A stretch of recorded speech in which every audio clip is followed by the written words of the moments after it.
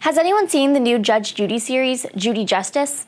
Personally, I love it, and I love that Judy is able to make decisions and decide the verdict of trials. That's her job. She's a judge. What we don't see is Judy hosting a baking show.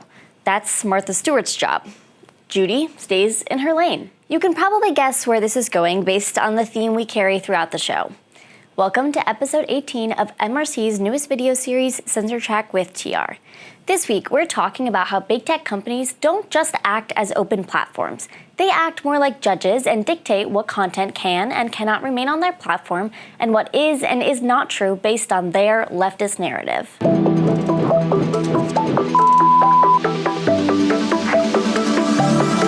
NewsGuard is a website ratings firm that decides the legitimacy of specific websites. While this seems like a handy tool, the decisions are completely biased. The MRC, Free Speech America, and business teams conducted a study on the NewsGuard's rating systems.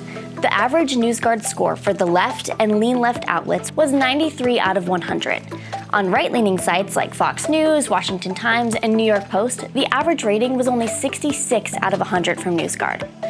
A website called All Sides groups news outlets based on their bias. The chart categorizes bias using the titles of left, center, lean right, and right. This chart is what we use to determine what NewsGuard considers left versus right sites. NewsGuard's system rated the socialist site Jacobin 92.5. Look at this direct quote from an article Jacobin shared last year. "Socialism is back on the agenda in the United States, thank God. And today's newly minted socialists shouldn't be afraid to embrace Marxism."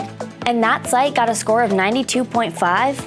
What the? On the contrary, the NewsGuard site rated the Federalist, which is listed under the right column on the All Sites list, a measly 12.5. Apparently, one reason NewsGuard gave the low rating was because once upon a time, the Federalist questioned the efficacy of mask mandates, even though many liberal outlets, including CNBC, reported that they were only, in fact, 37% effective. So, Jacobin, which posts that socialists shouldn't be afraid to embrace Marxism, is credible, but the Federalist, which simply questioned how well mask mandates work, is not? Makes total sense. NewsGuard rated left of center outlets an average of 27 points higher than right of center outlets. While this might appear to just affect these sites, most of these sites have social media accounts. If someone goes to the Federalist to see an article but reads that NewsGuard only scored it a 12.5 out of 100, that user is probably not going to visit the social media site for the Federalist. That's a roundabout way to censor more conservative voices. Now, if NewsGuard scored on an honest, nonpartisan system, this score sheet would be useful, but the NewsGuard scorers clearly do not. NewsGuard is a biased site and has no place claiming that it should be the one scoring the credibility and transparency of anything. If you notice any more biases from so-called scoring sites, reach out to our team. If you or someone you know has been censored, report those cases through our website, CensorTrack.org, and use #FreeSpeech on social media sites to help us report, expose, and neutralize big tech's unacceptable bias. Check out last week's episode and sign up for our newsletter to never miss a segment and to help defend our freedom. Don't forget to share, comment, and give this video a thumbs up. Those are the best ways to help these videos reach more people and in turn help defend our freedom of speech online.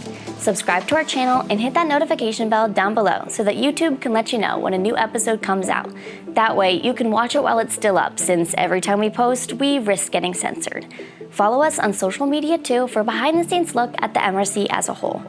Thanks for watching, and see you next time on CensorTrack with TR.